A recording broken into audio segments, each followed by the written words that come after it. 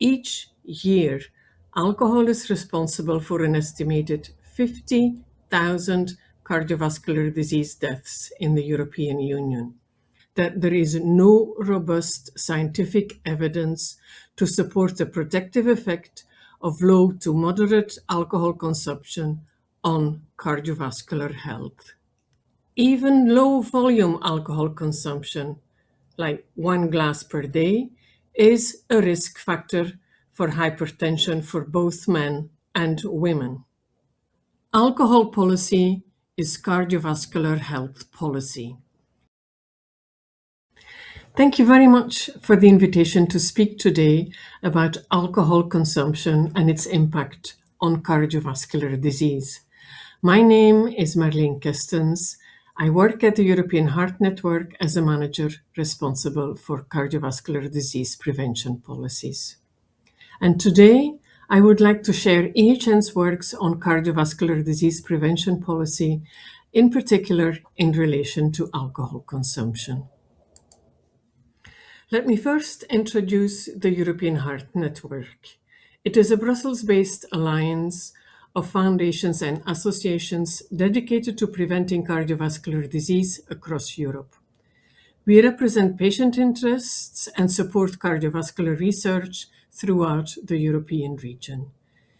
EHN brings together 30 member organizations across 27 European countries, and we represent millions of cardiovascular patients.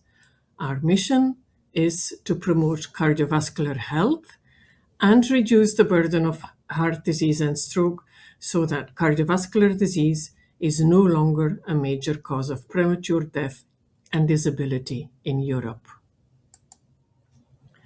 Alcohol consumption is one of the areas of our work on primordial prevention policies, as next to unhealthy foods and smoking, it is a major and preventable risk factor for cardiovascular disease. The burden of alcohol-related harm is particularly severe in Europe, which has the highest levels of alcohol consumption globally. Each year, alcohol is responsible for an estimated 50,000 cardiovascular disease deaths in the European Union. And for this reason, the European Heart Network advocates for stronger EU action to reduce alcohol-related harm and to create healthier environments across Europe. So what have we done with the European Heart Network?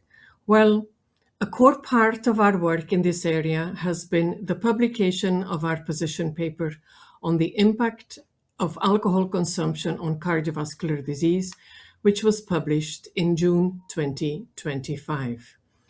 This paper is based on extensive research and literature review, which was conducted by Professor Tim Stockwell and his team at the University of Victoria in Canada. First and foremost, the paper challenges the long-held belief that alcohol may have a protective effect on heart health. It clearly establishes that there is no robust scientific evidence to support the protective effect of low to moderate alcohol consumption on cardiovascular health.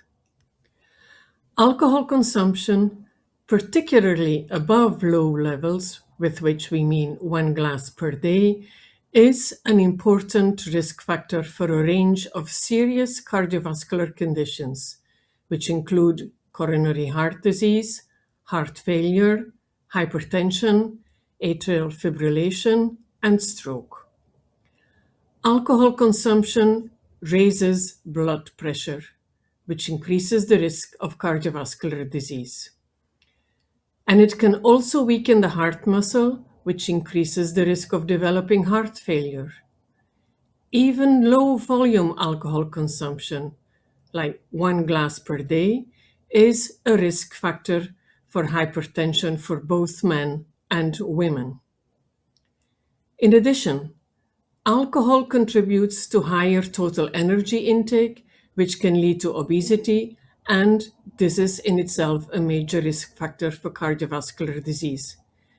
Taking all this evidence together, it is clear the less alcohol consumed, the better it is for heart health. And contrary to common belief, you do not need to consume alcohol to protect your heart. Let's look at the burden of alcohol consumption. Europe has the highest level of alcohol consumption globally. You know that. On average, adults in Europe consume around 11 liters of pure alcohol per year.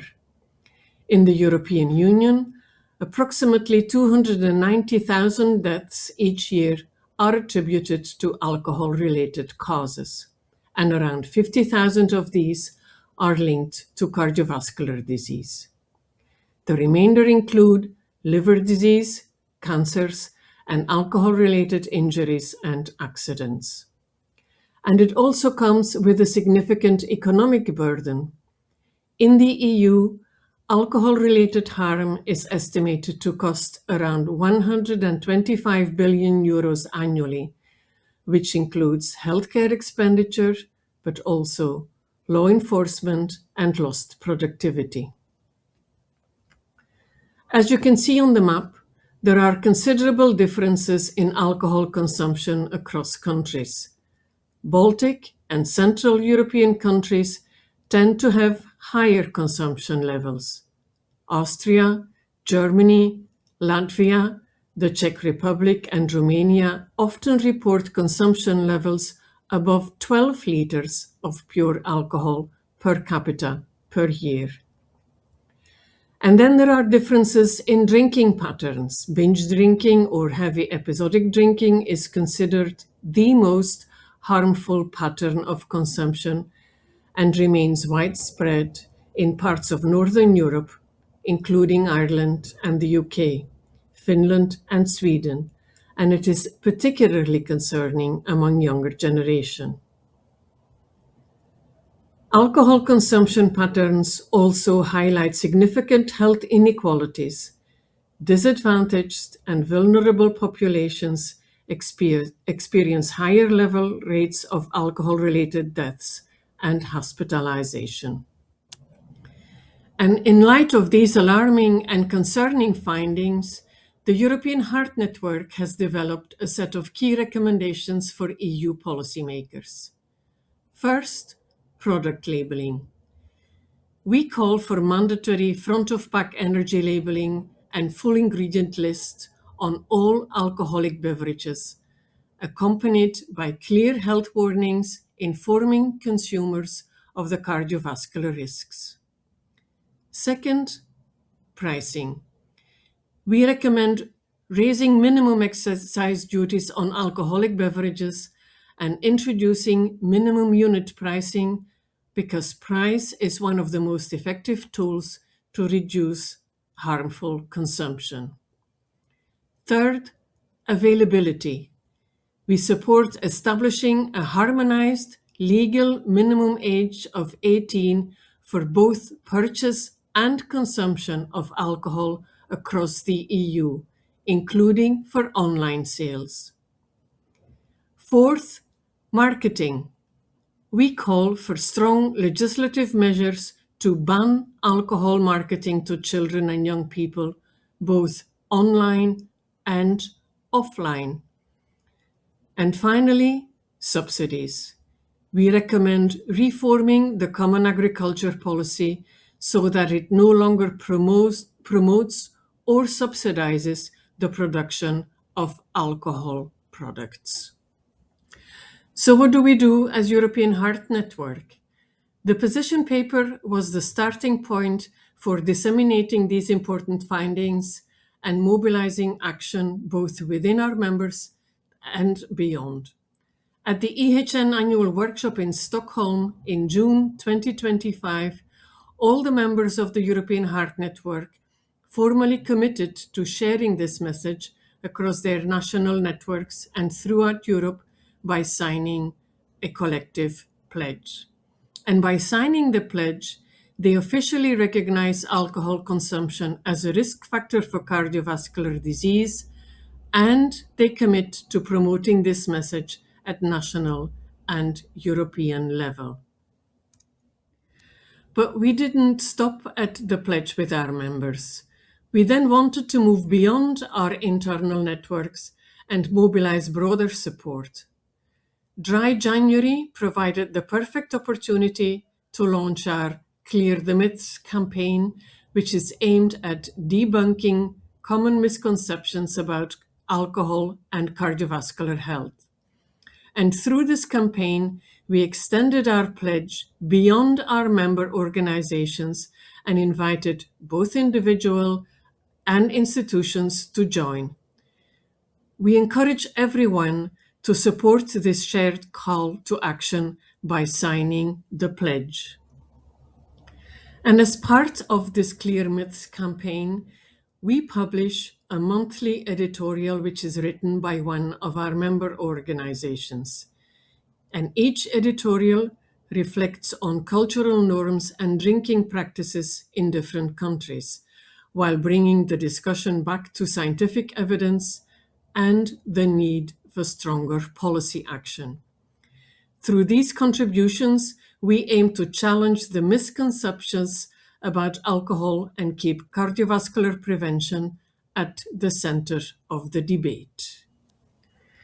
And moreover, to continue and strengthen our work, we are also committed to collaborating with broader European networks and alliances, such as the European Alcohol Policy Alliance and the European Health Alliance on Alcohol. Last but not least, our work in the Filtered project is another example.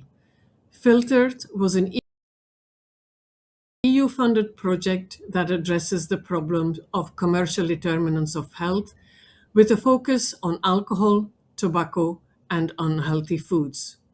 These partnerships, they help us to advance coordinated and evidence-based action at both European and national level. So, if you want to learn more about our activities or participate or sign the pledge and access all related resources, you can scan the QR code on this slide. And to finish, I would like to conclude with one central message. Alcohol policy is cardiovascular health policy. We cannot reduce alcohol consumption by addressing the lifestyle and behavior of individuals. If we seriously want to reduce alcohol consumption and contribute to preventing heart disease and stroke, we must put in place effective public health policies and have supportive environments. So thank you very much for your attention.